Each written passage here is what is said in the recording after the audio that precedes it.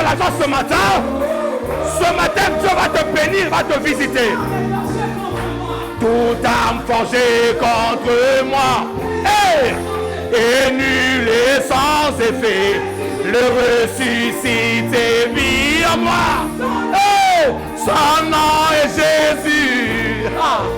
Je suis né des dieux. Je suis victorieux. Je suis né pour influencer. Rempli du Saint-Esprit.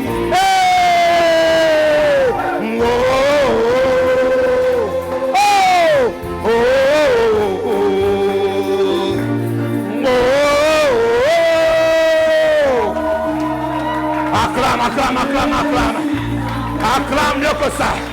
Taka, taka, taka, taka, taka. Acclame Jésus. Acclame le roi des rois. Acclame le Seigneur des seigneurs.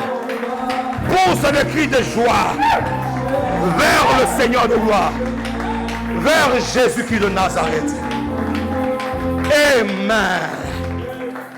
Amen. Tu es un conquérant. Toute arme forgée contre toi est nulle et sans effet. Car le ressuscité vit en toi. Qui me dit amen? Prends place dans sa merveilleuse présence. Il y a des moments où tu as envie de danser vraiment pour le Seigneur. Il y a des moments où tu as envie de faire des pas. Tu as envie de faire des pas célestes. Tu dis, Saint-Esprit, inspire-moi que je fasse un pas céleste. Ah, qui peut acclamer Jésus. Le roi David avait fait un pas céleste. Ça a scandalisé sa femme.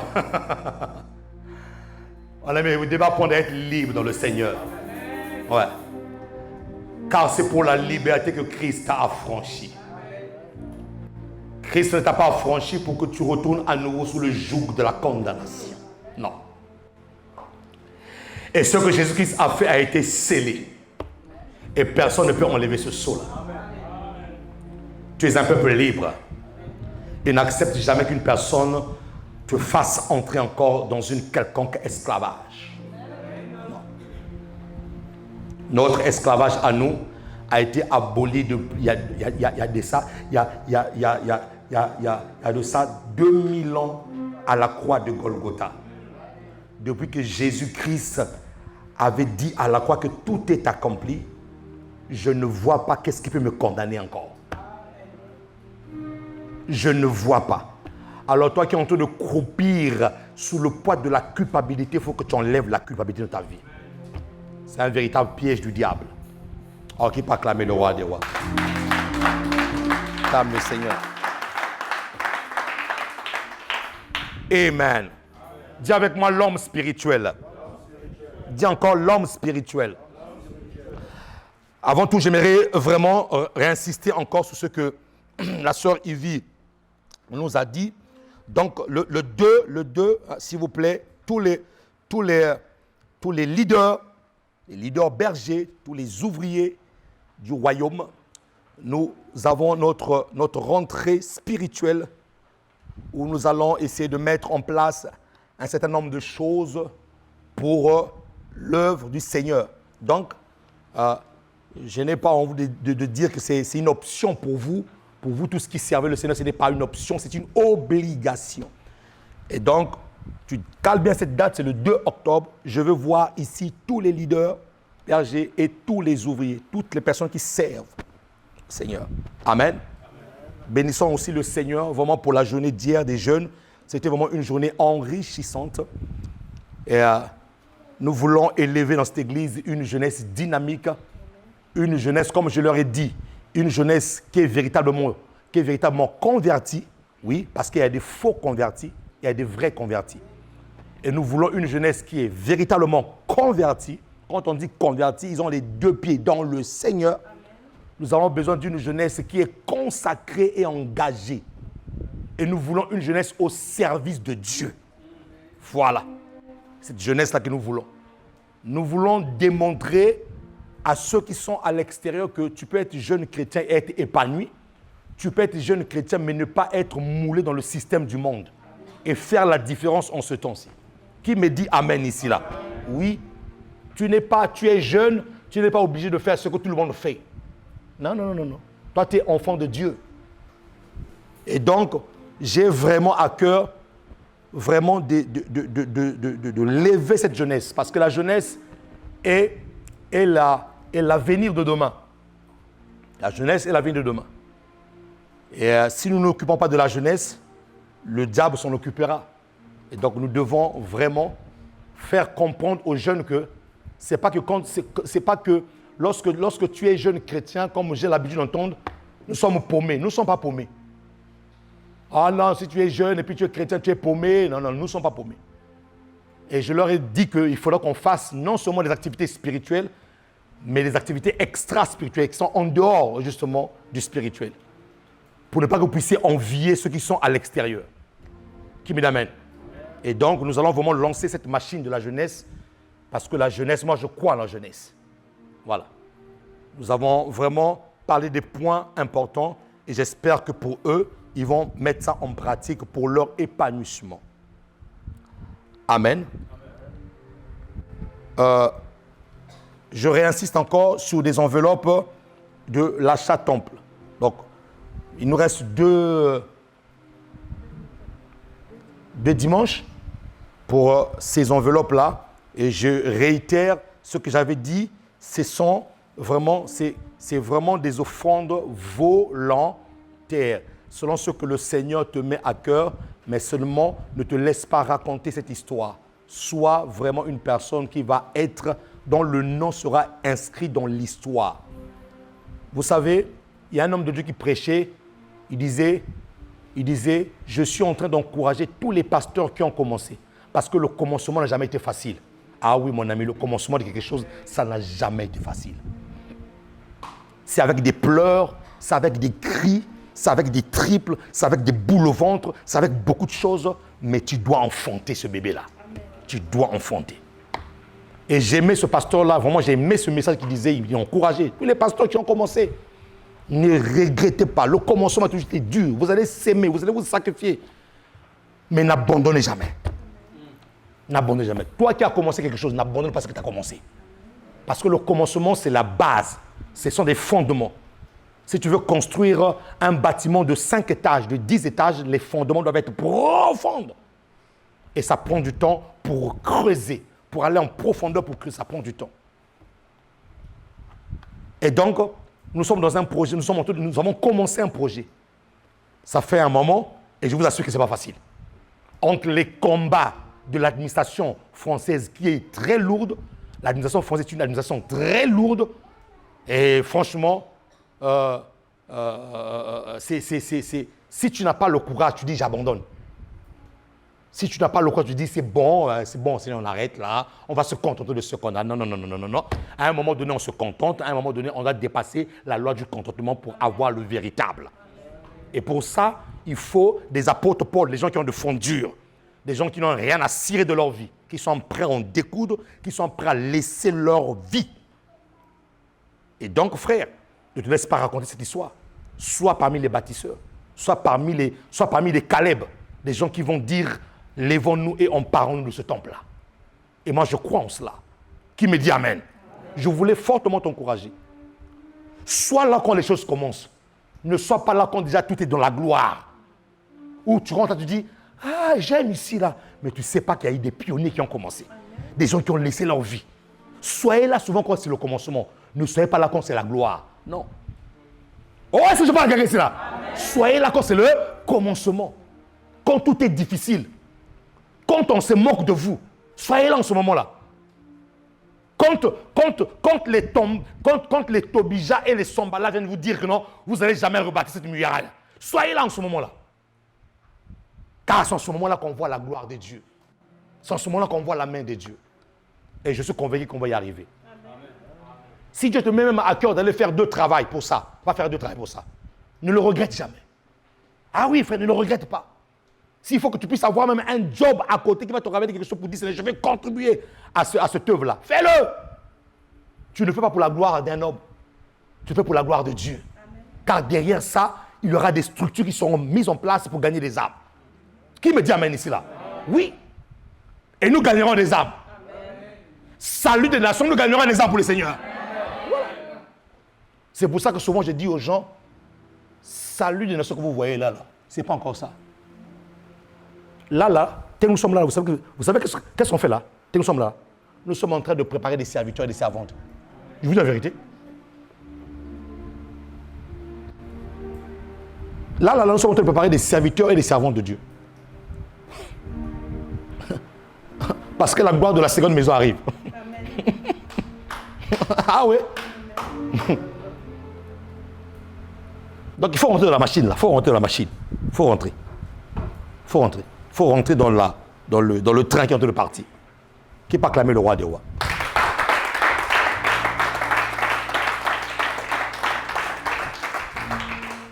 Toutes les personnes qui sentent en eux une fatigue, qui commencent à gagner leur vie spirituelle, j'enlève cette fatigue au nom puissant de Jésus-Christ de Nazareth. Que la force divine vous soit accordée. Que le rafraîchissement de vos muscles vous soit accordé ce matin. Au nom puissant de Jésus-Christ. Parce que la fatigue physique peut entamer ta vie spirituelle. Et tu peux te fatiguer, tu peux ne plus même entendre la voix de Dieu parce que tu es fatigué, tu es épuisé physiquement. Oh, que Dieu t'accorde la force divine. Au nom puissant de Jésus-Christ. Qui me dit amen ici là?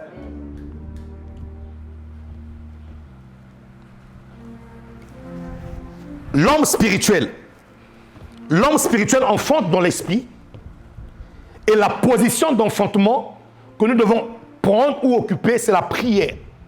Une personne qui veut enfanter dans l'esprit est un prieur, est une personne qui brille. Et je disais ceci, il y a des moments dans la vie où tu fais des prières ordinaires, mais il y a des situations dans la vie ou des époques ou des événements dans ta vie où tu dois faire des prières extraordinaires, où tu dois sortir de l'ordinaire pour aller dans l'extra. Et je vous ai parlé de Jésus, notre Seigneur, lui qui avait l'habitude de prier pour des malades. Oui, il dévançait l'aurore. Tôt le matin, il priait et il partait justement opérer des miracles, guérir des malades. Mais lorsqu'il a s'agi, bien aimé, de pouvoir sauver l'humanité, la prière de Jésus-Christ a changé. C'était maintenant une prière où lorsqu'il priait, sa sueur s'est transformée en grumeaux de sang. Vous voyez? Donc, il faut que tu comprennes une chose. Lorsque tu veux enfanter quelque chose d'exceptionnel, tu dois commencer à poser des actes exceptionnels. Lorsque tu dois enfanter quelque chose que tu n'as jamais eu dans ta vie, quelque chose que tu désires, que tu n'as jamais vu dans ta vie, frère, tu ne peux pas le faire avec des prières de 2 minutes, 3 minutes. Papa, bénis-moi, papa, garde-moi, papa, protège-moi. Non, il faut aller en profondeur. Tu dois quitter l'attitude des pécheurs qui sont là au bord de l'eau. Mais tu dois avoir l'attitude de Jésus-Christ qui dit à Pierre, allons dans les eaux profondes. Parce qu'une personne qui est en train de faire sa pêche au bord de l'eau n'a pas trop d'efforts à faire. Lui, il se contente des petits poissons qui viennent s'échouer au bord de l'eau. Il se contente des petits poissons, des petites sardines, frère, qui viennent au bord de l'eau. Mais quand tu as besoin d'avoir des gros poissons, les gros poissons ne viennent jamais s'échouer au bord de l'eau. Et ils restent dans les eaux profondes. Donc c'est à toi d'aller dans les eaux profondes. Qui me dit amen ici là? Et donc tu dois comprendre, frère, qu'il y a un moment dans ta vie où tu dois changer la dimension de tes prières. Tu dois arrêter de prier. Des fois, il y a des moments où tu priais 10 minutes. Tu dis non, cette fois-ci, je ne prie pas 10 minutes. Je reste pendant 1 heure, 2 heures, jusqu'à ce que je vois la gloire de Dieu. Qui me dit amen ici là? Frère, tu ne peux pas terrasser. Tu ne peux pas terrasser un éléphant. Voyez l'erreur que les chrétiens font. Ils veulent terrasser un éléphant avec un petit caillou. Non. Il y a des situations où ça demande les armes massives, frère.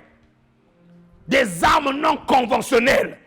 Il y a des moments où il faut des armes massives parce que tu sais que non, là, frère, ce n'est pas un petit problème. Et vous voyez des chrétiens, pour un petit problème, il a la même attitude, la même allure, le même. Non! Tu dois changer de dimension. Dis avec moi, changeons de dimension de la prière. Dis encore, changeons la dimension de la prière. Oui, frère. Tu ne dois pas, il y a des situations où tu ne dois pas prier comme si tu étais simplement en train de bénir un repas. Non. Il y a des situations où ça te demande de quitter ton lit, de dormir par terre, même les carreaux. J'ai montré ton amen. Les gens qui aiment tellement leur couette, on dit, hé pasteur, dormir par terre, dors par terre.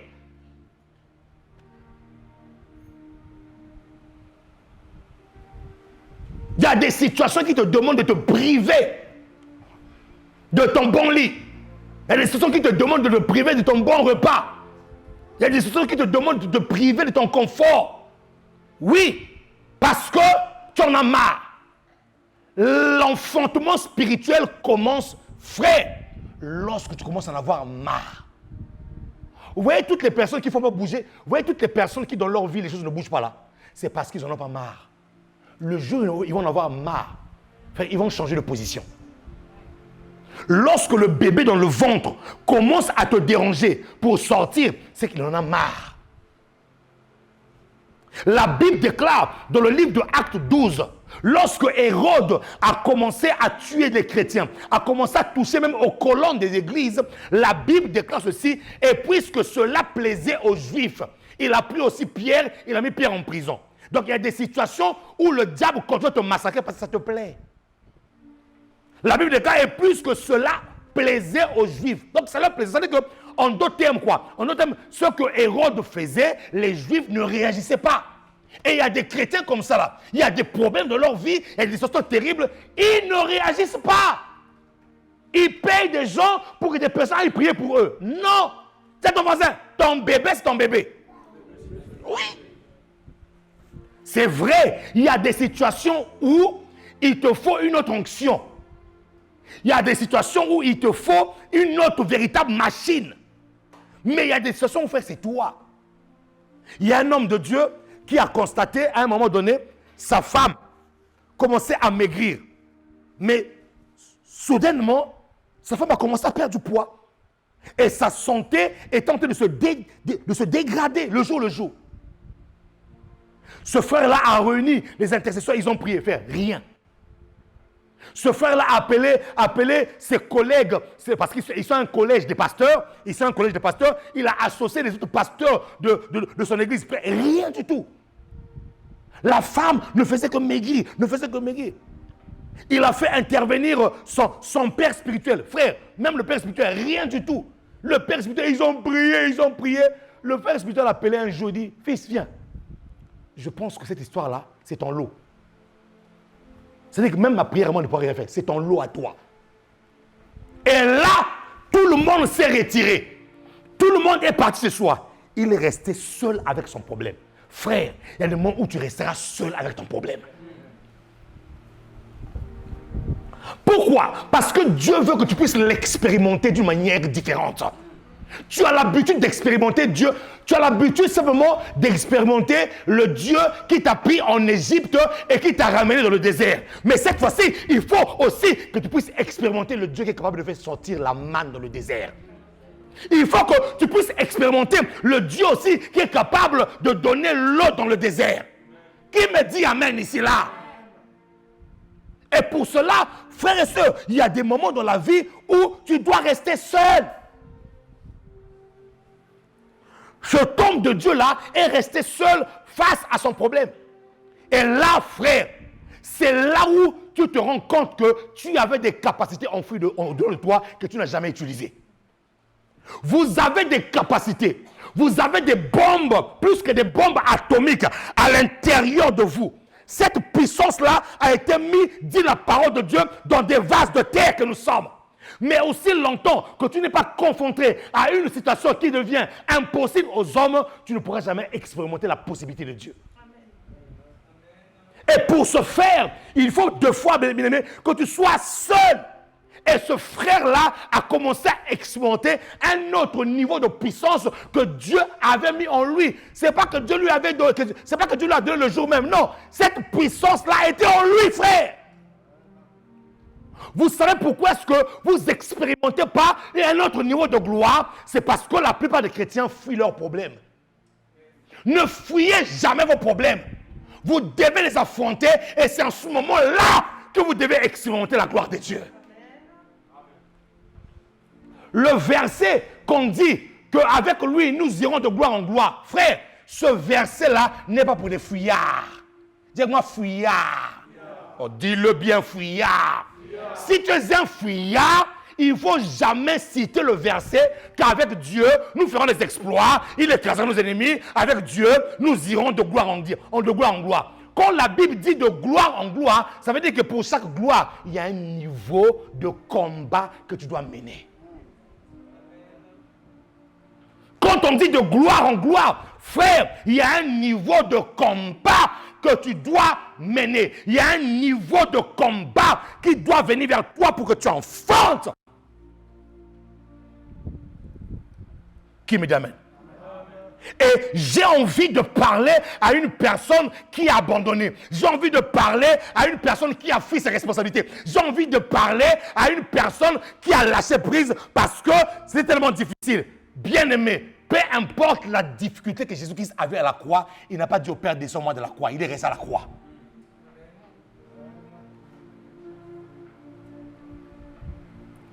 Jésus est resté à la croix. Et même lorsqu'il a demandé l'aide, il a commencé à demander l'aide à Gethsemane. Les disciples n'ont pas pu. Il est allé à la croix. Il a demandé l'aide du Père. Mon Dieu, pourquoi m'as-tu abandonné? Même le Père a dit, non. Fils, c'est ton histoire. Toi et moi, on avait fait un deal.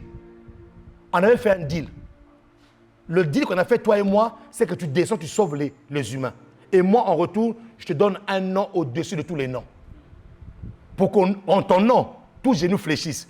Dans les cieux, sur la terre et sous la terre. Les gens veulent ce nom-là, mais ils ne veulent pas payer le prix du nom. Ils veulent ce nom-là, mais ils ne veulent pas payer le prix du nom. Ils veulent voir la gloire, mais ils ne sont pas prêts à payer le prix de la gloire. La gloire veut dire kabod. Dis-moi kabod. Dis encore kabod. Kabod veut dire quelque chose qui a du poids, qui a de la consistance, quelque chose qui est glorieuse. Kabod, c'est quelque chose qui a de l'éclat.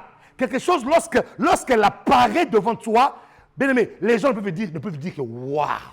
Maintenant, ce kabod-là est mis sur une balance. Dis-moi une balance. Dis encore une balance. Le kabod de Dieu, je suis en train de rentrer petit à petit dans la loi de l'équilibre. J'en parlerai parmi les lois spirituelles dont je vous parlerai. Il y a ce qu'on appelle la loi de l'équilibre. Le kabod de Dieu, frère, est mis dans une balance. Et maintenant, pour que toi tu puisses avoir le kabod, tu dois payer le prix du poids du kabod.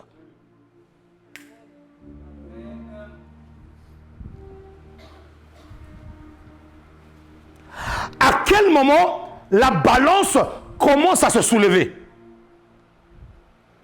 C'est lorsque le poids que tu mets sur notre balance est plus forte et plus consistante en telle sorte qu'il commence à soulever l'autre. Tu cherches la gloire, mais la gloire que tu cherches est mise sur une balance. Quel est le poids que tu as pour soulever le kabod? Papa, je veux la gloire. Quand tu dis tu veux la gloire, c'est une parole et une prière qui montent. Il y a des actes de sacrifice qui suivent. Il y a une différence entre prier, demander et commencer à poser des actes sacrificiels, frère. Et beaucoup de personnes n'enfantent pas cette gloire-là. N'enfantent pas. Bien aimé, vous pensez que conduire une église ou commencer une église, c'est facile? Frère, des fois quand je prie, ma manière de prier des fois ici, là, c'est trop modéré. Frère, des fois quand je prie seul, tu dis, appelle les pompiers parce que lui, là, il va mourir. Frère, ça, je te dis, des fois quand tu vas prier, quand tu pries tes tripes, là, quand tu as tellement, tu sens une boule, là, qui doit sortir. Frère, tu te mets à prier, on peut t'appeler les pompiers.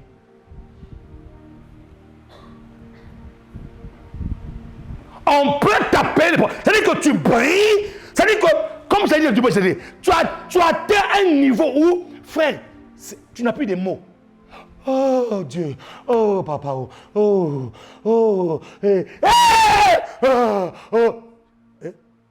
il devient fou. Frère, si dans la prière, on ne t'a pas traité de fou, ça veut dire que tu n'as pas encore atteint un niveau de prière. Il faut que, quand on te regarde, puis on dit, là, lui là, non, il exagère. Des fois, les gens pensent que vous exagérez. Tu n'exagères pas. Il y a une douleur, il y a quelque chose que tu dois affronter.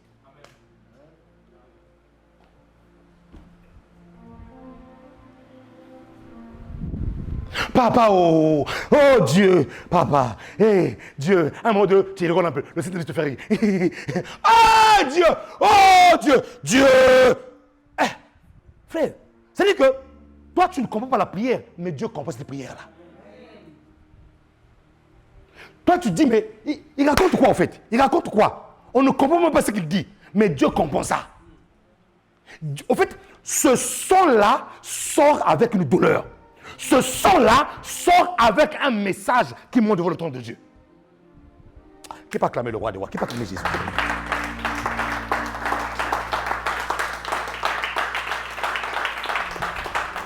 Dis avec moi, l'accouchement n'est pas facile. Donc, il y a une position, frère, que tu dois avoir, que tu dois avoir pour enfanter. Tu dois enfanter. Frère, c'est la prière. Tu dois aimer. La prière ne doit pas être une contrainte pour les enfants de Dieu.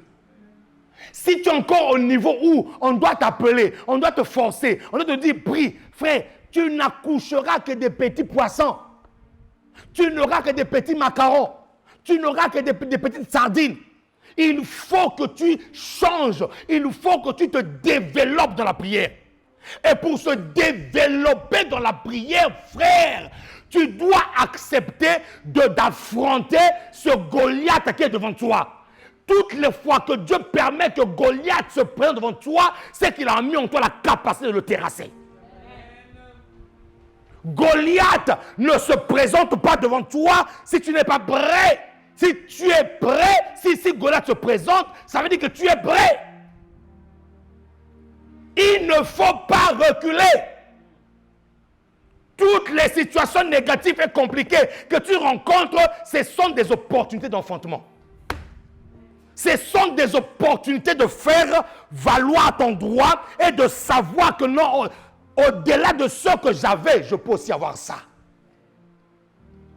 Beaucoup de personnes ne brisent pas en eux cet esprit de limitation parce qu'ils ne veulent pas affronter les situations. Le diable t'a mis des limites là et quand tu acceptes, tu restes là. Frère, il faut que tu te réveilles.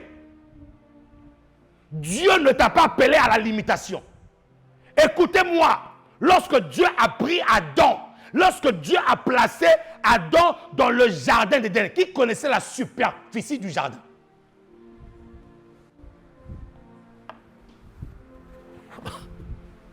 Un seul homme. Ève n'était pas encore là. Un seul homme dans le jardin.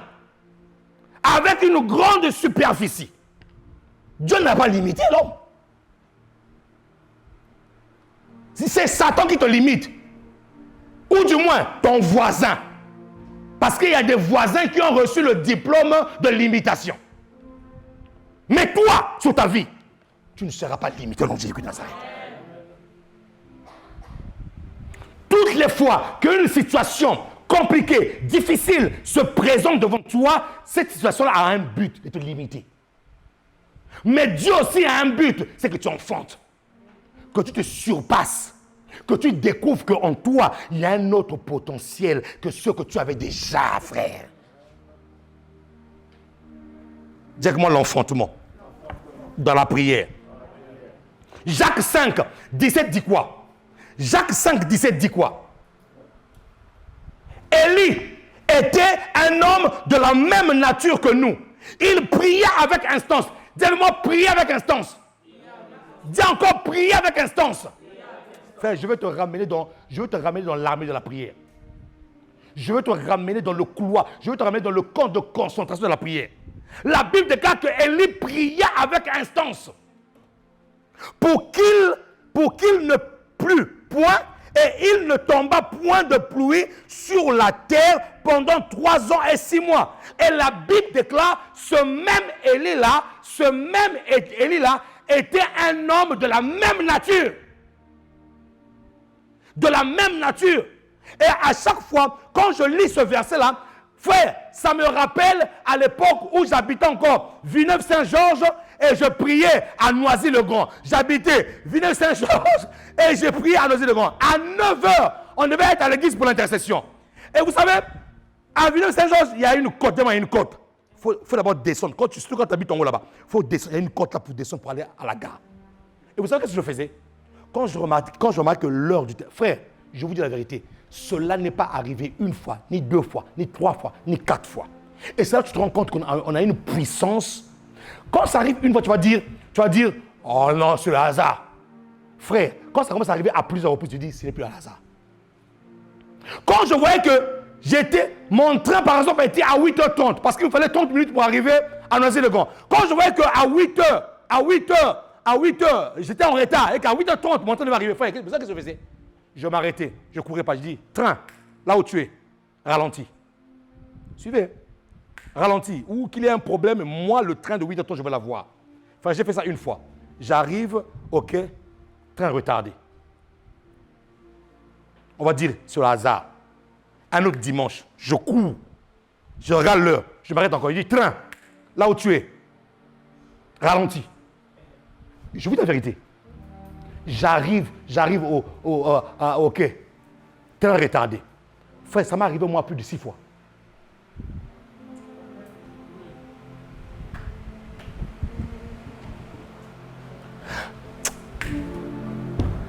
La Bible déclare que, en fait, j'ai envie de faire de toi un véritable guerrier de la prière.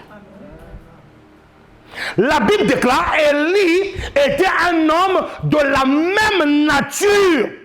Dis-moi même nature. Quand on dit même nature là, le pied que tu as là, il est le même pied. Tu as le nez, lui aussi a le nez. Tu as une bouche, lui aussi a une bouche. Tu as des oreilles, mais la Bible déclare, il pria avec instance. Dis-moi instance. Élie avait besoin de voir quelque chose sortir de lui. La Bible déclare, il a prié avec instance.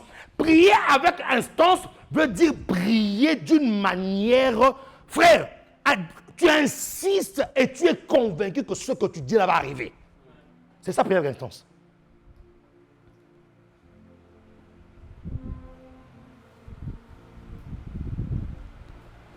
On est parti en Côte d'Ivoire. Je suis parti soutenir mon mentor en Côte d'Ivoire pour la conférence annuelle qu'il fait. Et nous partons en Côte d'Ivoire. Ils avaient pris un stade. Frère, la puissance de Dieu est réelle. Dis à ta c'est la puissance de Dieu est réelle. La puissance de Dieu est réelle. Nous partons. La campagne commence premier jour sans problème. Deuxième jour, frère, les sorciers, tous les sorciers de la ville, ils ont dit là, il va pleuvoir ce jour-là. On leur envoie la pluie parce que leur compagne là est venue nous déranger. Ils vont gagner des armes ici, là. Frère, premier jour, il a plu, mais il a plu abondamment. Ce jour-là, on avait des costumes mouillés. On était là, frère. Dès l'instant où le montant ne bouge pas, toi, tu vas bouger où? Ton père spirituel, lui-même, n'est pas la pluie. Toi, tu vas fuir où? Il n'y a que des rebelles qui font ça. Papa, mais il pleut. Lui, il est resté là. Toi, tu vas bouger où? Même si ce jour-là, tu avais mis Yoji Yamamoto. Ton Yoji ne va pas la pluie.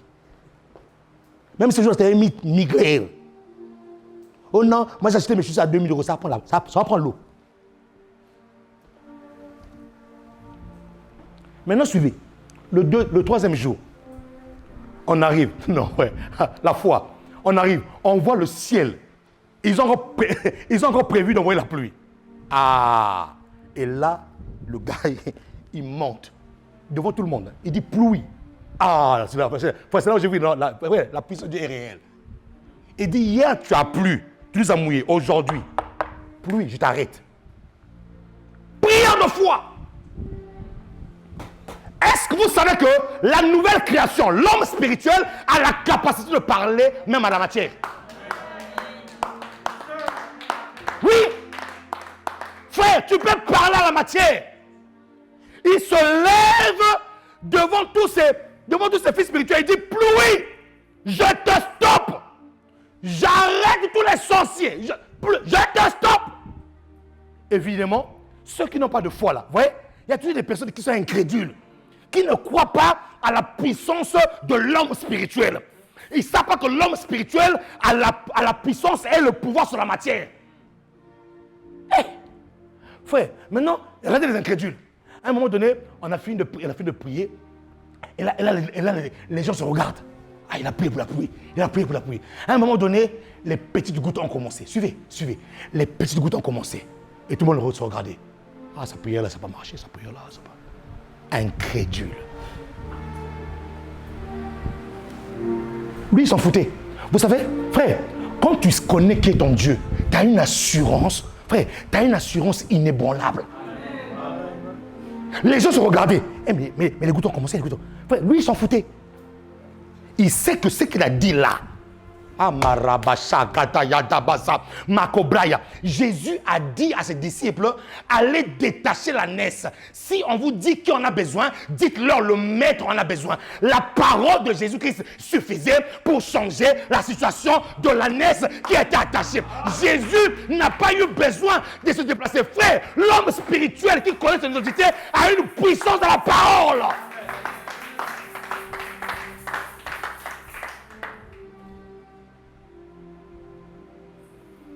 Et les incrédules commencent à mettre des parapluies. Frère, même pas 5 minutes. Même pas 5 minutes.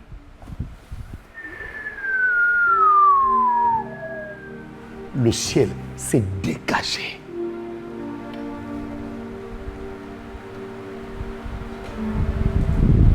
L'autre côté là-bas, il pleuvait, mais au stade, il ne pleuvait pas. Non, acclame ça. Oui. L'autre côté là-bas, le ciel était noir, sombre. Là au stade, frère, sec. Jésus passe un jour, Jésus passe près d'un figuier. C'était même pas la saison des figues. Il avait faim. Il veut prendre le figue, il n'y a pas de figue. Jésus-Christ maudit le figuier. Donc, en d'autres termes, même si ce n'était pas la saison, dès l'instant où le roi est là, ça devient ta saison. Ah Seigneur. Au fait, j'ai envie de prophétiser, mais tu ne comprends pas ce que je veux te dire.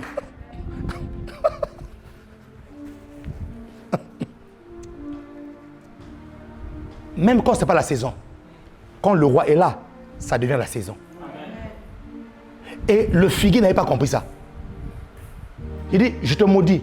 Frère, quand Jésus maudit le figuier, il est sûr. C'est-à-dire qu'il est parti. Hein. Maintenant, il y avait des saint Thomas et des saint Pierre à côté de lui qui disaient, lui, il a maudit le figuier. Dis-moi, au chemin du retour, Jésus était convaincu que ce qu'il avait dit a de l'effet. Frère, je veux que quand tu atteignes ce niveau-là, ce que tu dis, tu crois que ça a de l'effet. Tu dois atteindre cette dimension-là. Tu dois atteindre la dimension où ce que tu dis a de l'effet. Jésus a fait exprès. Jésus pouvait prendre un autre chemin. Non, il a fait exprès de passer par là. Pour montrer à ses disciples que ce que j'ai dit là, c'est ça. Et ce n'est même pas Jésus-Christ qui a constaté que le figuier était sec. C'est Pierre. C'est Pierre.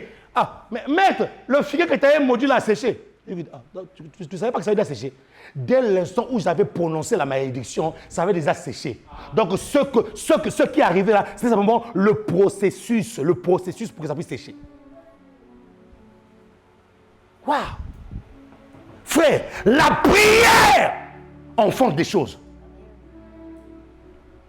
La prière enfante. Un homme spirituel qui est dans la prière, devient très dangereux. Et le monde de ténèbres a peur de lui. Je vous ai raconté l'histoire ici, là. Un monsieur de plus de 50 ans au travail qui est en train d'embêter un petit de 33 ans à l'époque.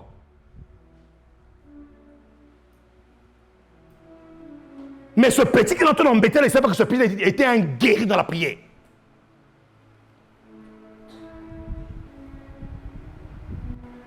Il monte des coups bas contre le petit. Il monte le coup bas contre le petit pour qu'on enlève le petit du travail. Il commence à aller parler mal. Ceux qui parlent mal de vous là, je les plains. Il commence à aller parler mal. Vous savez le seul mot que le petit lui a dit? Le petit regarde le vieillard et dit, j'ai pitié de toi. Le seul mot que le petit a dit, que j'ai pitié de toi là. Une semaine c'était trop. Il a été licencié. Vous ne connaissez pas le pouvoir que vous avez. Vous ne savez pas quel est... Frère, il faut que tu enfantes dans l'esprit. Il faut. Il faut. Élie était un homme de la même nature. Il pria avec instance. Il pria avec instance. Toi, tu as prié que 2 minutes, 3 minutes, 1 jour, 3 jours, tu as prié, tu n'as pas vu des résultats. Ah non, moi je crois que cette chose-là ne sera pas. Non, avec instance. Je vais souligner ce mot-là. Avec instance. Il y a des gens qui m'écoutent ici, là, qui se plaignent. La question que j'ai envie de te poser, est-ce que tu as prié avec instance? Est-ce que tu as prié avec instance? C'est facile de se plaindre, mais est-ce que tu as prié avec instance? Frères et sœurs, Élie était un homme que Dieu a utilisé puissamment, malgré la puissance qu'il avait, malgré la relation qu'il avait avec Dieu. Cet homme-là priait beaucoup. Mais toi, tu ne pries pas beaucoup et tu fais des grandes choses. Non, frère. Dis à quelqu'un, non. Tu dois prier avec instance. Jusqu'à ce que, si je ne vois pas le jusqu'à ce que, je continue à prier. 1 Roi 18.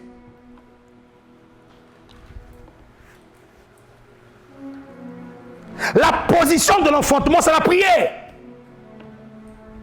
1 Roi 18, verset 41. Et Élie dit à Akab, monte, mange et bois.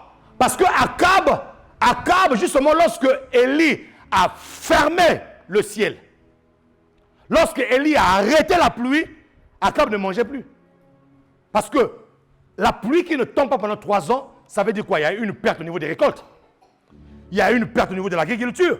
Il y a eu une perte au niveau des récoltes. Il y a des grosses pertes. Et là, le roi Akab devient triste. Il ne mangeait pas, il ne buvait plus, il était attristé parce que, ah mon Dieu, quel pouvoir on a, oh Dieu, quel pouvoir on a. Quel pouvoir on a. Il dit à Akab, monte, mange et bois, car il se fait un bruit qui annonce la pluie. Je prophétise sur ta vie en cette saison. Toi qui étais attristé, toi qui ne mangeais plus, toi qui avais mal, au son de ma voix, je me tiens ici comme un prophète de Dieu. Et j'annonce maintenant, monte chez toi, mange et bois, car il s'annonce maintenant dans ta vie un bruit qui annonce la pluie au nom puissant de Jésus. Quelqu'un me dit Amen ici là. Si tu veux acclamer, acclame bien.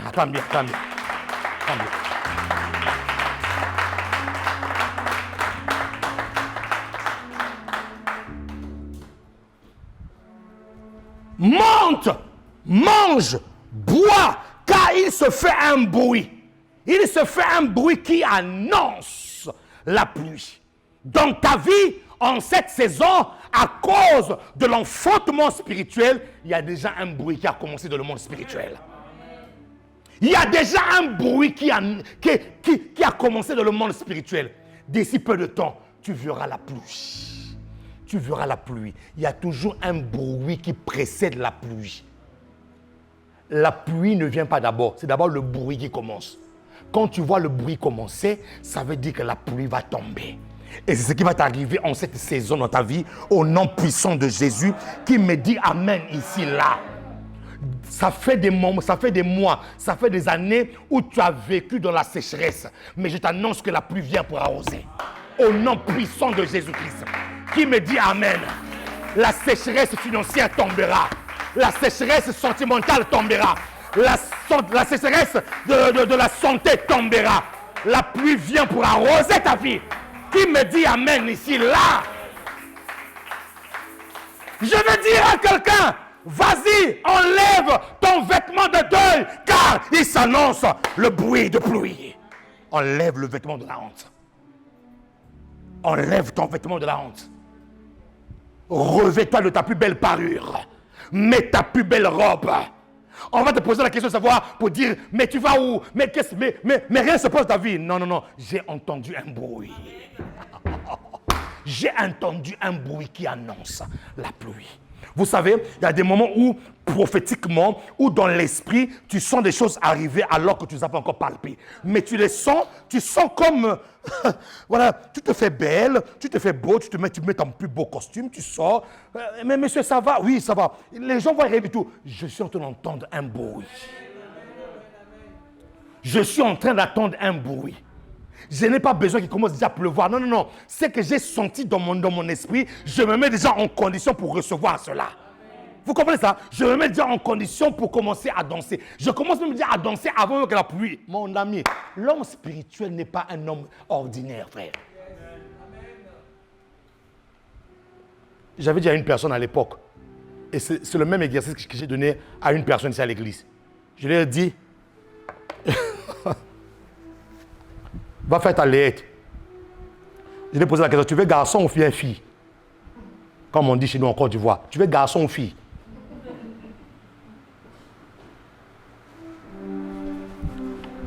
Papa, mais dis ce mot. J'ai dit non, tu veux garçon ou fille? Ouais, écoutez mes amis, quand tu vas enfanter dans l'esprit, il faut éviter les prières. Papa, toi-même tu sais. Il faut arrêter ça. Vous voyez les gens qui vont prier, qui vont dans la prière, papa, toi-même tu sais. Il sait quoi? Papa, je veux fille. Fille? J'ai dit, va faire la lettre. Prends tout ce qui est rose. Mais j'ai dit, vas-y.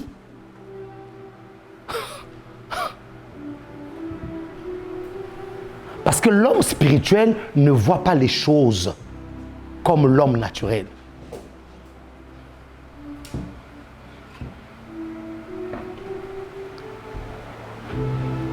Le temps où Marie devait enfanter arriva. Et elle a eu une fille. Pourquoi? Parce que dans l'esprit, c'est ce que j'avais vu.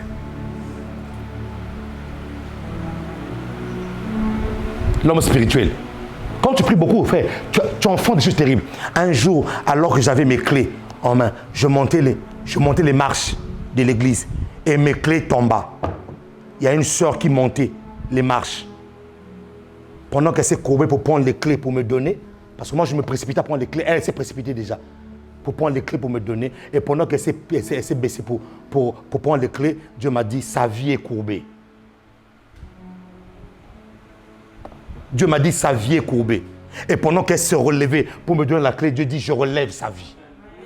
Et je regarde la sœur, je dis, ta vie était courbée. Je ne parle plus au présent, je dis, au passé maintenant. Ah! Marata kayanda basaka yanda basaya. Je n'ai pas parlé au présent. Parce que parler au présent, c'est contenir ce que tu as vu dans l'esprit. C'est pour ça que le spirituel a une longueur d'avance sur le marabasa. Le spirituel a une longueur d'avance sur le présent. Celui qui est dans l'esprit parle à une situation qui est passée. Celui qui est dans le présent voit ça maintenant. Mais dans l'esprit, c'est arrivé déjà. Je dis, tu as été courbé.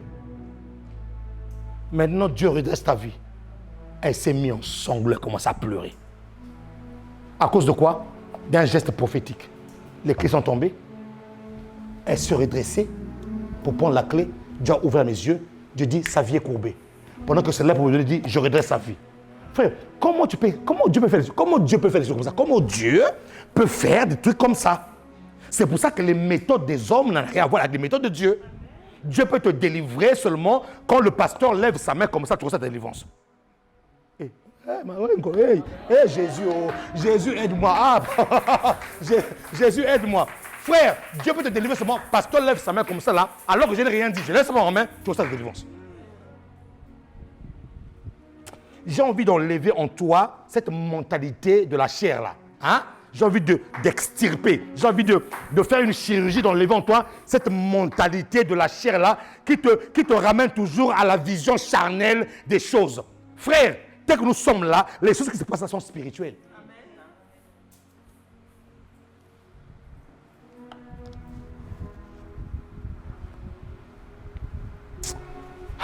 L'homme spirituel enfonce des choses terribles.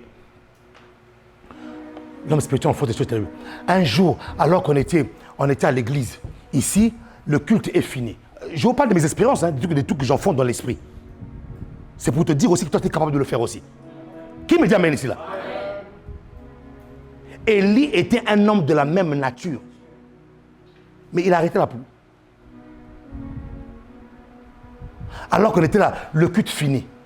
L'une de mes filles qui avait évangélisé un homme à l'extérieur, cet homme avait des problèmes. À la fin du culte, l'une de mes filles finalement prend cet homme-là, le ramène. Dès que l'une de mes filles ramène cet homme-là devant moi, il voulait parler, j'ai dit arrête de parler. Frère, j'ai commencé à lui parler et tout ce que je dis, j'étais en train de détailler sa vie, point après point, point après point. Le type s'est mis à pleurer comme un enfant. C'était le jour de sa délivrance.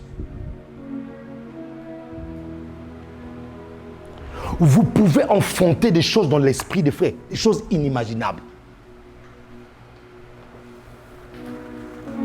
Des choses qui n'ont rien à voir avec ce que les hommes font.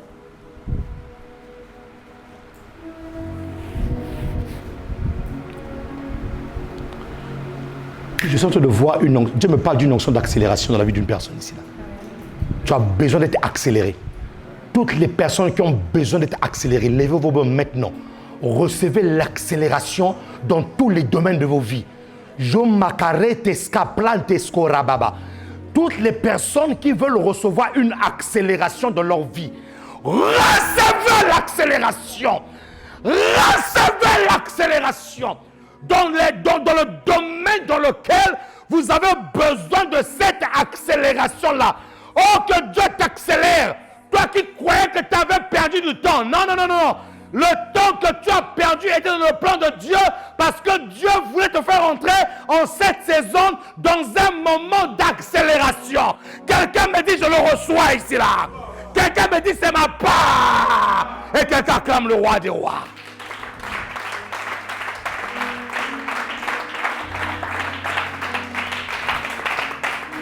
C'est ta part. Qui me dit amen? Qui me dit amen? Qui me dit amen? Élie était un homme de la même nature que toi. En fait, quand je suis en train de lire ça, je suis en train de me dire, déclare les paroles sur le peuple. Pendant que je suis en train de lire ça, je suis en train de me dire, mais c'est vrai, si Élie était de la même nature que toi, ça veut dire toi aussi, chaque situation qu'il y a aujourd'hui, elle doit terminer ici aujourd'hui là.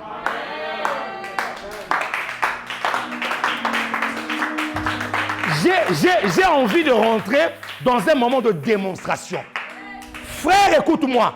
Élie était un homme de la même nature que Symphorien Maungo. Je ne sais pas quel est ton problème, mais aujourd'hui, je dis stop à ce problème-là.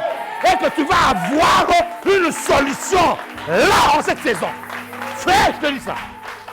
Je te le dis. Je n'ai même pas besoin que tu crois à ma prière.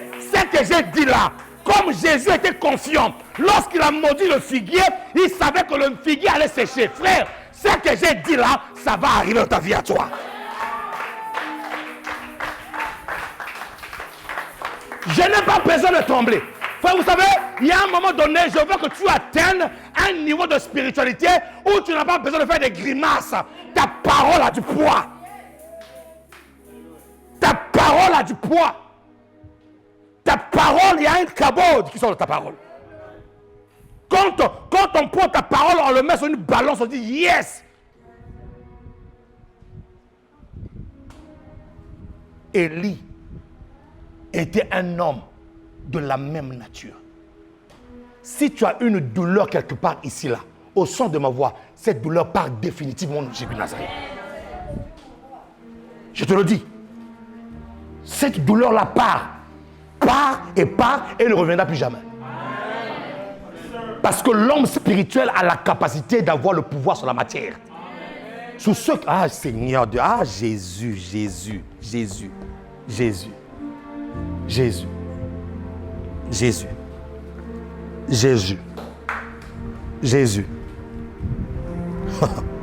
Il pria avec instance. Maintenant, on va faire un exercice de prière. Je veux que pendant que je suis en train de faire des déclarations de prière, que tu puisses penser à cette chose-là. Je ne veux pas que tu puisses penser à autre chose. Et quand on fait ça là, les chrétiens pensent que c'est la magie, alors que c'est l'imagination. Dieu a créé par imagination. Dieu a dit, faisons l'homme à notre image. Donc Dieu est obligé de s'imaginer, Maintenant, là, frère, pendant que je suis en train de faire des déclarations, lève-toi là. J'ai envie de faire une démonstration. Lève-toi là.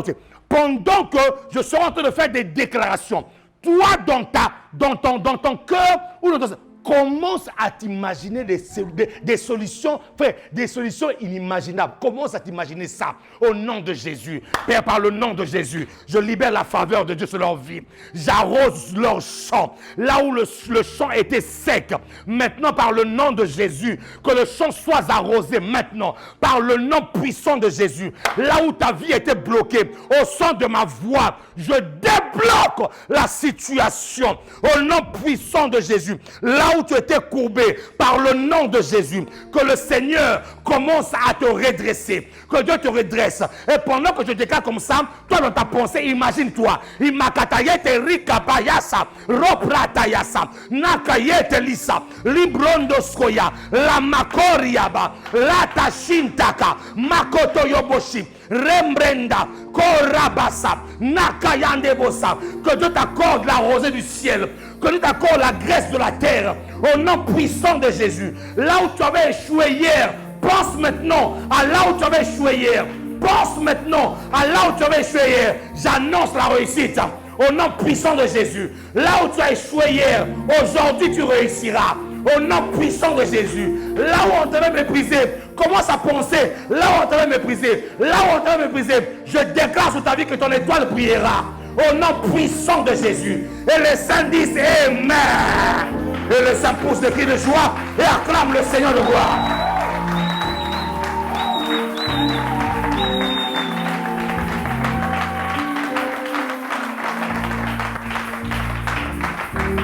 Qui me dit Amen? Dis avec moi, cela m'arrive. Ça m'arrive. Au nom de Jésus-Christ. Prenez place dans sa présence. Waouh! Qui sont l'esprit là? Qui est en train de sentir la main de Dieu, comment on dit? La main de Dieu en train de passer ici là. Ça va t'arriver, frère.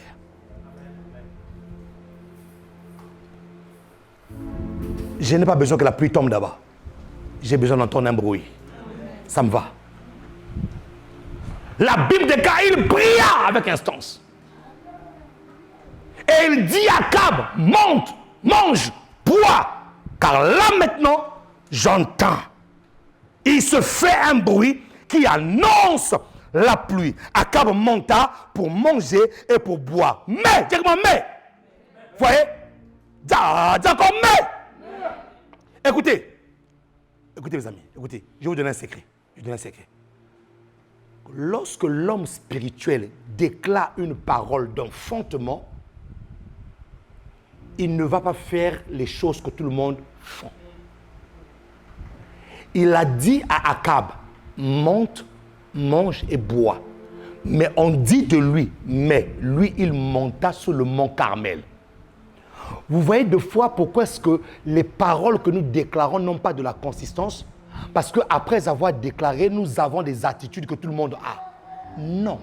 La Bible déclare, lorsqu'il a dit à Akab, monte, mange et bois, mais lui-même, Élie monta au sommet du Carmel. Le sommet du Carmel veut dire se rapprocher de Dieu.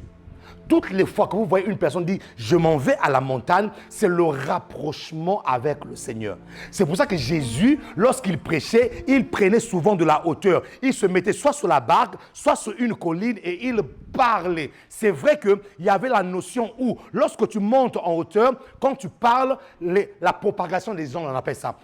Ta voix est propagée au travers. Il y a des échos qui emportent ta voix pour que même celui qui est au fond puisse t'écouter. Parce qu'à l'époque, ils n'avaient pas de micros. Qui me dit amen? Donc, ils prenaient de la hauteur et par le phénomène de la propagation des ondes, ils parlaient et les ondes prenaient sa voix et accompagnaient justement la voix de Jésus. Il y a cette dimension-là. Mais aussi la dimension où, lorsqu'il prend de la hauteur, c'est qu'il veut se rapprocher de Dieu. Qui me dit amen? Ta parole aura du poids lorsque tu te rapproches de plus en plus de Dieu. Lorsque tu te rapproches de plus en plus de Dieu. La Bible déclare, il a déclaré, mais aussi, il est parti sur le mont Carmel. Il est parti rencontrer Dieu. Et suivez, la Bible déclare, et se penchant contre terre, il mit son visage entre ses genoux et dit à son serviteur, monte, regarde du côté de la mer. Il a pris sa tête, il l'a mis entre les jambes et il a commencé à prier. La position qu'il a occupée, qu'il a prise, c'est la position d'accouchement. Lorsqu'une femme accouche, elle a sa tête entre ses deux jambes. Elle pousse. C'est la même posture que Élie a pris. Parce que spirituellement, il devait enfanter quelque chose. Il a pris sa tête, il l'a mis entre les jambes. Frère, c'est-à-dire que toi, tu vas prier, tu vas dans ton canapé, frère, tu es à l'aise, tu es là. Oh Dieu, entre ta main, tu as une brise de fraîcheur qui passe, tu parles dans ta couette. Le frère, lui, frère, écoute, il y a des positions dans la prière. Il y a des positions de la prière qui font mal au corps, mais qui sont en train de faire monter le parfum vers le trône de la grâce.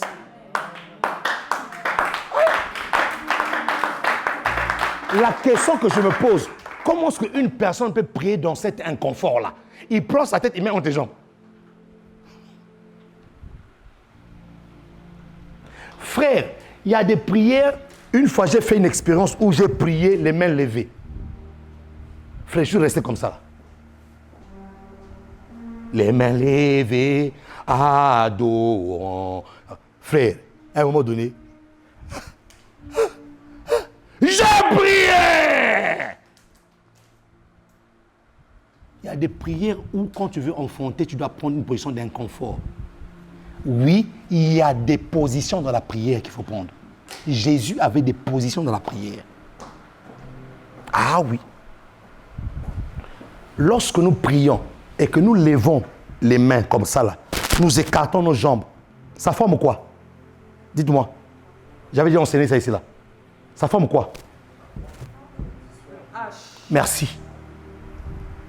Quand une personne prie comme ça, là, ça forme un H.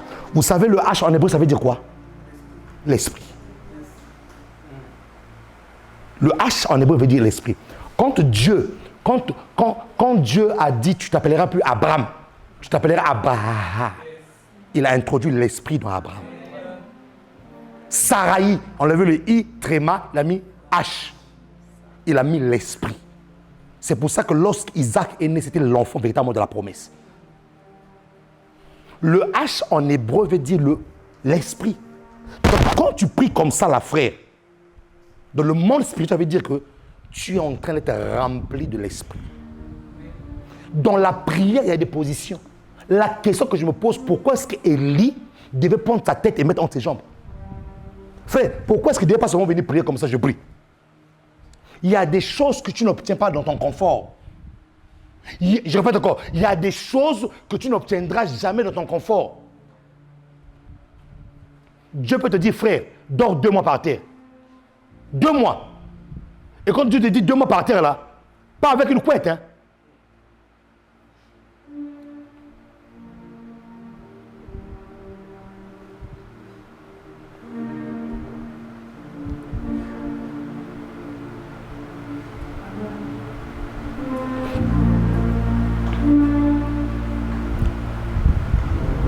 Une fois, le Seigneur nous a dit 1 semaine à sec, sans boire, sans manger. Frère, Quand tu pars te doucher comme ça, tu as l'impression que l'eau là, hein, l'eau seulement qui tombe sur ton corps là, ça devient comme de la viande.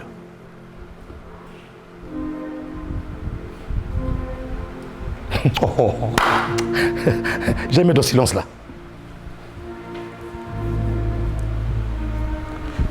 Tu mets l'eau sur ton corps, tu as l'impression que l'eau est en train de pénétrer tes pores pour aller étancher la soupe. Oh, Seigneur, ton frère.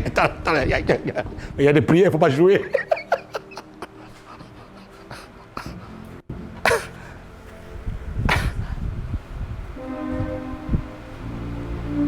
Il y a des postures lorsqu'on veut enfanter dans l'esprit. Élie savait qu'il fallait que la pluie descende. Il a pris la position d'une femme qui accouche, la tête entre les jambes. Et il dit à son serviteur, monte, va voir ce qui se passe. Et lorsque le serviteur vient, il dit encore rien du tout. Il dit, monte encore. Frère, lorsque tu brilles dans l'esprit, hein, lorsque tu enfantes dans l'esprit, ce n'est pas parce qu'il n'y a pas encore quelque chose que tu vois que rien ne se passe. Je vais vous faire une démonstration d'ici là qui va vous ouvrir les yeux sur le monde spirituel. Et j'espère que cette expérience-là, quand je vous ferai ça va vous aider à comprendre comment ce monde spirituel fonctionne. C'est le problème de Naaman. On lui dit 7 fois. Il est tombé une fois, il sort là. 2 fois, 3 fois. Il dit, hé, toi Élie, tu joues avec moi. Moi, je suis général. Hein. Je vais te mettre en prison. Et heureusement qu'il y avait son serviteur qui t'a dit, mais patron, on t'a dit 7 fois. Toi, tu as fait 5. Lui, il t'a dit 7 fois. Pourquoi? Parce que les gens ne voient pas ce qui se passe dans l'esprit.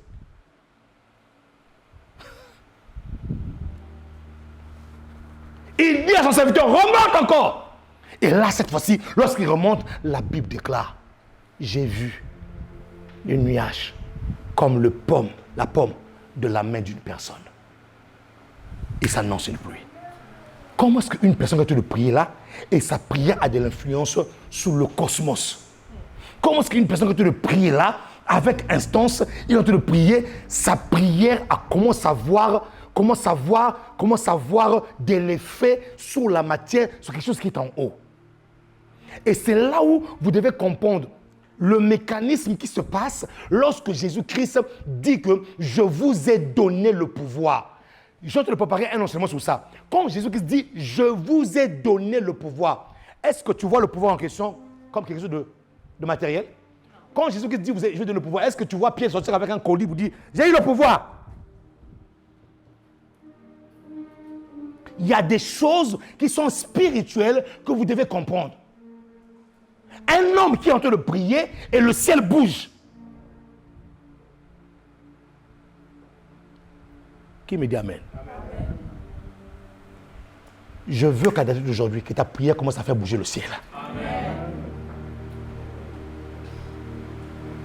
Je veux que ta prière, lorsque tu pries, frère, qu'il y ait quelque chose qui se passe dans le monde spirituel.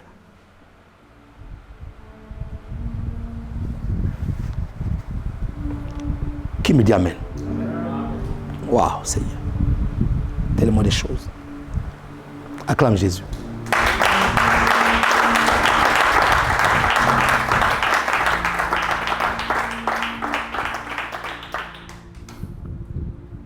La Bible, en parlant de Anne, la Bible dit que Anne a prié à un moment donné, lorsqu'elle priait, la Bible dit qu'avec l'amertume dans le cœur, à un moment donné, elle était devenue ivre.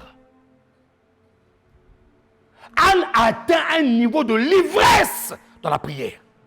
Frère, est-ce que tu as atteint le niveau de l'ivresse dans la prière? 1 Samuel 1, verset 9. Anne se leva après que l'on eut mangé et bu à Silo. Le sacrificateur Élie était assis sur un siège près de l'aide de poteau du temple de l'Éternel. Verset 10. Et l'amertume dans l'âme, elle pria l'Éternel et versa les larmes. Les gens aujourd'hui dans la prière, ils ne pleurent même plus dans la prière. Quand quelqu'un veut prier de la prière, il se dit, ah non, il ne faut pas que je prie. Qu'est-ce que les gens croiront? Que je suis faible? Non. Les larmes sont des prières en liquide qui montent devant le trône de la grâce. Les larmes sont des prières en liquide qui montent devant le trône de Dieu. Elle pria et elle versa des larmes. Elle versa des pleurs. Elle fit un vœu en disant, l'Éternel, ça je saute, je vais. La Bible dit, et si tu donnes à ta servante un enfant mâle, je le consacrerai à l'Éternel pour tous les jours de sa vie, et le rasoir ne passera point sur sa tête, comme, suivez, comme le verset 12, comme elle restait longtemps en prière devant l'Éternel. Comme elle restait longtemps dans la prière devant l'Éternel, la Bible déclare, Élie observa sa bouche, Anne parlait dans son cœur et ne faisait que remuer les lèvres. Mais on n'entendait point sa voix. Élie pensa qu'elle était ivre. Vous voyez, le niveau de prière où tu veux enfanter quelque chose qui te ramène dans l'ivresse. Frère, tu as tellement prié que tu deviens ivre. Ivre, où les gens vont te dire que cette personne devient, comme j'ai dit tout à l'heure, les personnes disent que non, cet homme-là devient fou. Oui, frère, il y a cette dimension de prière-là. Il y a cette dimension de prière. Je saute au verset 18, dit quoi? Que ta servante trouve grâce à tes yeux. Et cette femme s'en alla. Elle mangea et son visage ne fait plus le même. Pourquoi? Parce qu'elle avait déjà reçu une parole que l'homme de Dieu lui avait dit, va, que l'Éternel exauce ta prière. Elle alla, elle mangea et la Bible déclare que son visage a changé. Frère, après les événements que tu as traversés, ton visage va changer. Amen. Les gens verront que non, ton visage a changé. Vous savez qu'il y a des gens qui ont des visages renfrognés, mais ils ne font pas exprès. C'est la pression de la vie qui a fait sortir des rides. Dieu enlèvera ces rides-là au nom de Jésus de Nazareth. Il y a des gens qui ont vieilli avant l'âge. Pourquoi? Parce qu'ils sont en train de croupir sous le poids des problèmes. Dieu enlève ce problème-là au nom de Jésus de Nazareth. Tu vas retrouver ton visage. Dans le cas, elle retrouve. Le sourire est revenu de son visage. Celui qui avait perdu le sourire, Dieu va remettre le sourire dans sa vie. Au nom de Jésus. Qui me dit Amen ici là? Qui peut acclamer le roi des rois? Waouh! Seigneur de gloire, aide-nous. Dis-moi la prière. La deuxième position que tu dois occuper lorsque tu veux enfanter, c'est la louange. Amen. C'est quoi la louange? La louange, c'est pas danser sur un rythme rapide. Non. Comme les gens ont l'habitude de définir. L'adoration, c'est quand la musique, elle est lente. La louange, c'est quand...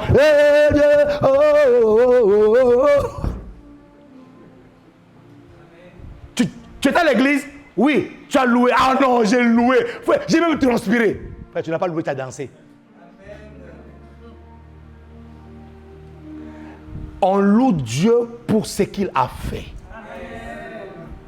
On loue Dieu pour ce qu'il a fait. J'annonce les bienfaits de Dieu.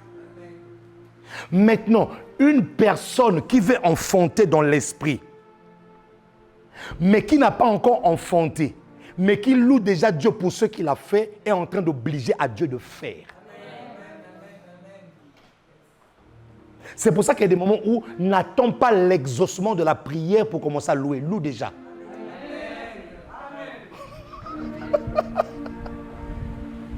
Il y en a qui attendent l'exaucement pour dire, ah oui, je donne, ah Seigneur, bon. Non. Avant même que ça arrive, puisque tu as senti les choses dans l'esprit, puisque tu as senti qu'il y a quelque chose dans l'esprit qui se prépare pour que tu puisses enfanter, frère, n'attends pas que ça sorte. Commence déjà à louer. Amen. Et c'est ce que Marie a fait. Luc.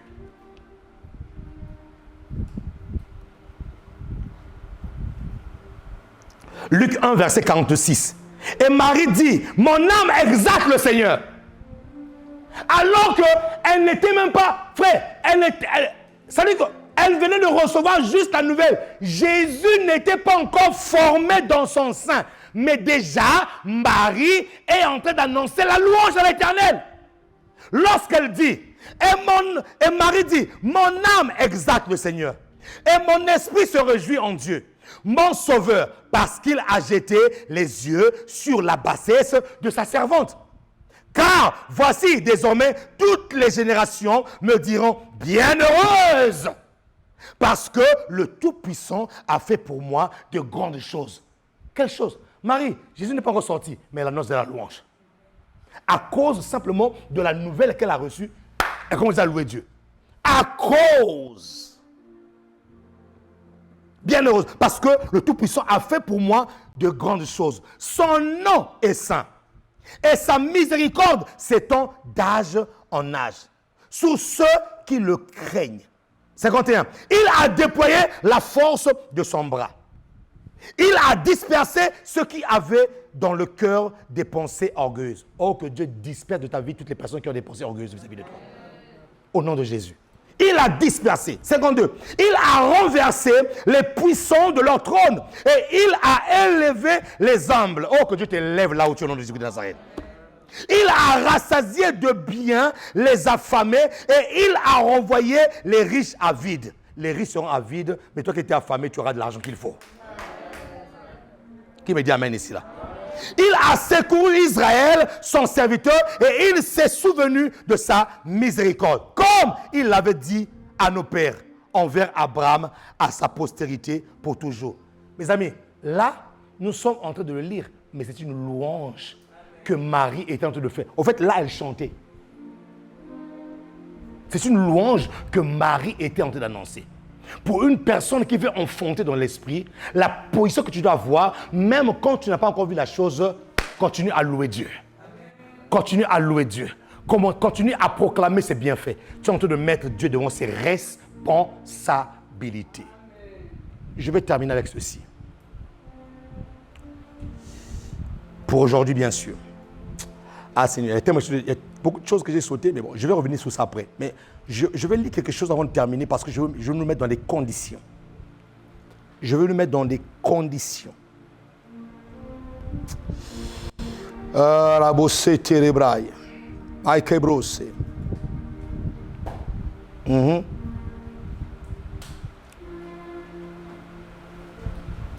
Il y a des situations qui peuvent se manifester lors de l'enfantement. Note bien ceci. Il y a des situations qui peuvent se manifester lors de l'enfantement spirituel. Lorsque tu veux enfanter dans l'esprit, il y a beaucoup de situations qui peuvent t'arriver. Vous savez que lorsque une femme va à l'hôpital pour accoucher, il y a beaucoup de situations même qu'on ne peut pas peut-être prévoir qui peuvent arriver. Et frères et sœurs, dans l'esprit aussi, lorsque tu veux enfanter un projet dans l'esprit, lorsque tu veux enfanter les choses que Dieu a mis en toi, il y a des situations qui peuvent arriver, mais ces situations-là, nous voulons les contrôler. Dis-moi les contrôler.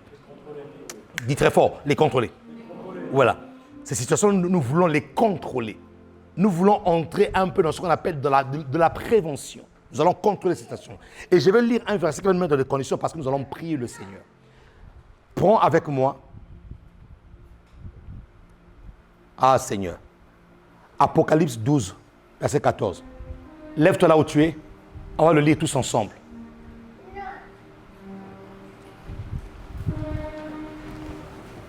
On va le lire tous ensemble.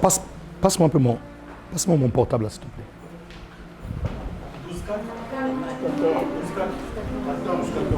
12-4. Hein? 12-4 dit quoi? 12-4. Ouais? 12-4. C'est ça, hein? Voilà.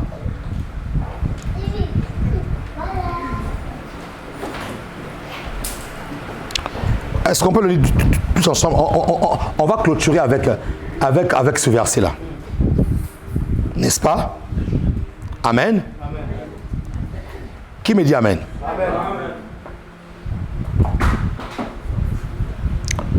Il y a des situations qui arrivent, et ça arrive à beaucoup d'enfants de Dieu. Et ils se mettent à pleurer parce qu'ils n'ont pas compris quelque chose. Écoutez, avant qu'on puisse lire ce verset-là, je vous dis une chose.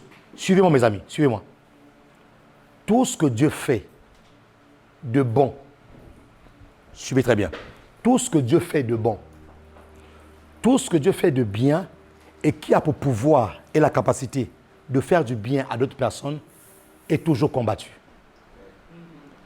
C'est pour ça que le diable ne te laissera jamais tranquille dans ta vie, parce que tu portes en toi quelque chose qui doit faire du bien à l'autre personne. C'est quelque chose de très fondamental que tu veux comprendre.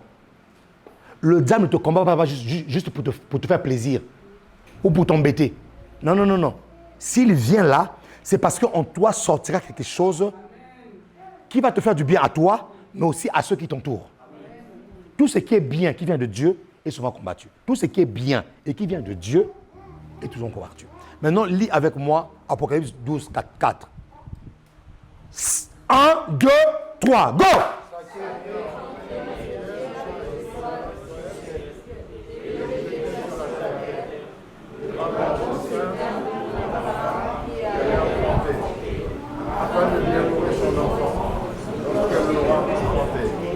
Recommençons. 1, 2, 3, go! Comme des vivants.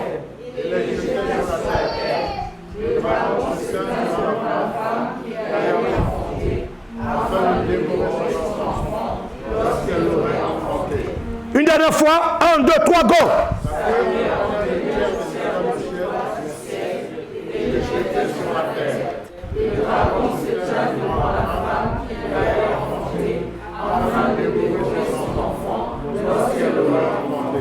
Qui peut acclamer la parole du Seigneur?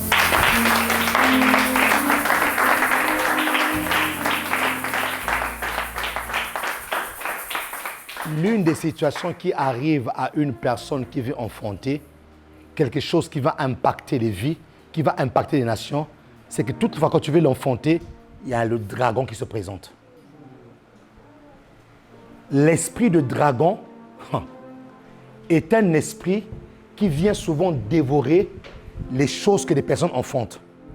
Vous allez remarquer une personne a travaillé dur, une personne avait une douleur, il voulait faire quelque chose. Au moment où la chose se met en place, tout s'écroule. Quand tu vois ça là, ça veut dire qu'il y a un dragon qui est venu prendre ton bébé. Et le dragon, c'est une facette du diable qui vient, lui, sa mission, c'est lorsque les femmes enfantent, lorsque une personne veut enfanter quelque chose. C'est là où il se présente. C'est pour ça que vous allez remarquer qu'il y a des personnes qui font des choses, lorsqu'ils arrivent à la fin, ça s'écroule, il est obligé de faire quoi? De recommencer. Il arrive à la fin. La personne a consenti beaucoup d'énergie pour ça. Mais au fait, il arrive à la fin, toutes les énergies qu'il a fait là, zéro. Le dragon se présente, qu'est-ce qu'il fait? Il tue l'enfant. Mais je prophétise sur ta vie. Ah Seigneur, je déclare sur ta vie, cette fois-ci, lorsque tu enfanteras ton projet, ce projet-là perdurera, restera, demeurera au nom de Jésus-Christ de Nazareth. Qui me dit Amen ici, là, et qui acclame le roi des rois.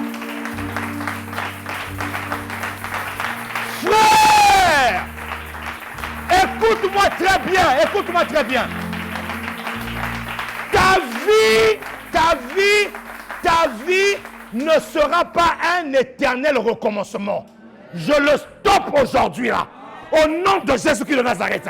Ta vie ne sera pas toujours un éternel recommencement. Je le stoppe et j'arrête le dragon qui se présente devant toi toutes les fois que tu veux enfanter. Au nom de Jésus, cette fois-ci, le dragon ne touchera pas ton bébé. Donne-moi un amen ici. Donne-moi un amen.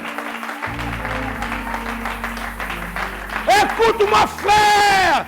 Il est hors de question que tu fournisses des efforts et à la fin, un dragon se présente pour détruire ton bébé. Non.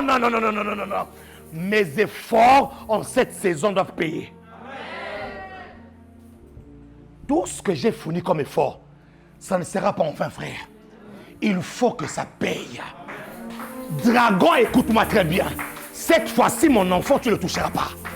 Le projet que je vais enfanter en cette saison va demeurer, va rester et va produire des fruits au nom de Jésus-Christ de Nazareth. Qui me dit Amen ici, là? Vous savez, il y a des gens ici là, qui n'ont même plus la force de recommencer. Tellement qu'ils ont recommencé. Tellement qu'ils ont... Dieu me dit, tellement qu'ils ont... À chaque fois qu'ils recommencent, ça arrive à la fin, le dragon se présente, il bouffe. Ils fournissent des efforts. Ils arrivent à la fin, le dragon se présente. Non, non, non, non, non, non. Il y a un temps pour le dragon, il y a un temps pour le propriétaire. Le temps du propriétaire est arrivé. C'est moi le propriétaire. Et c'est le temps qui est arrivé pour moi de me réjouir de ceux qui s'enfantent. Mes efforts ne seront pas vains. Qui me dit amen? Qui me dit amen? Pour ce faire, nous déclarons la guerre au dragon. Du 30 au 3, du 30 septembre au 3 octobre, nous avons 3 jours de jeûne et prière. Le thème de la prière, tuer le dragon. Média, vous avez entendu? Le thème de la prière, c'est quoi? Tuer le dragon. Hey! Le monde spirituel, c'est pas la blague, hein? Dites-moi moi, tuer le dragon.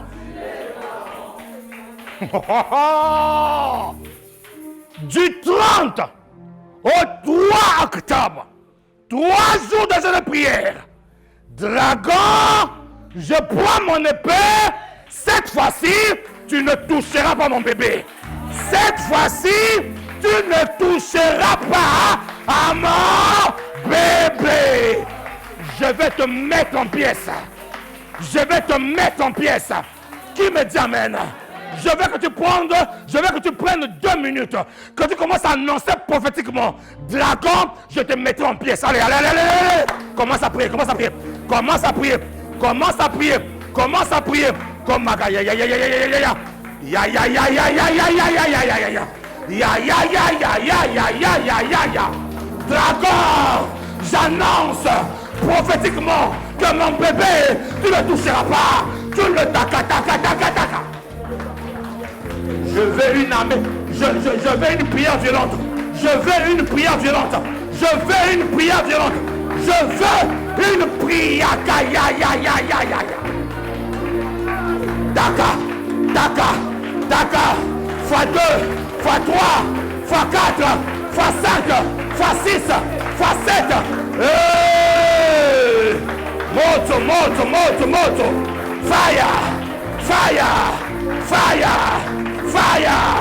Fire. Dragon, je t'annonce. Dragon. Yakataya. Fois 2, fois 3, fois 4, fois 5. Yabasa. Fois 6, fois 7, fois 8. Taka.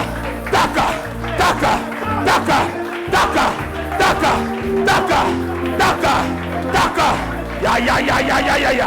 Quelque chose se passe ici là. Quelque chose se passe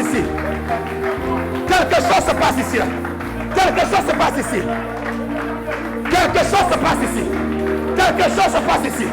Taka yanda la basa. Robo.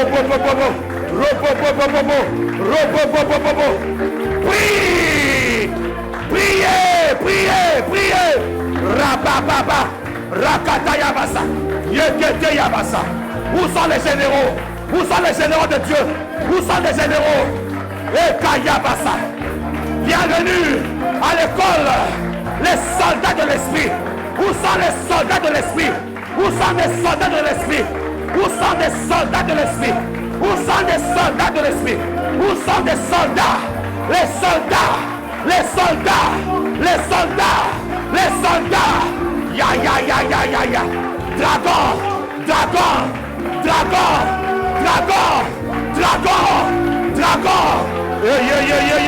Quelque chose se passe ici là. Taka. Fois 2, fois 3, fois 4, fois 5, fois 6, fois 7. Yabasa. Rabababa. Yandabasaka. Yondoboshi. Eta yabasa. Taka. Mon ami, disperse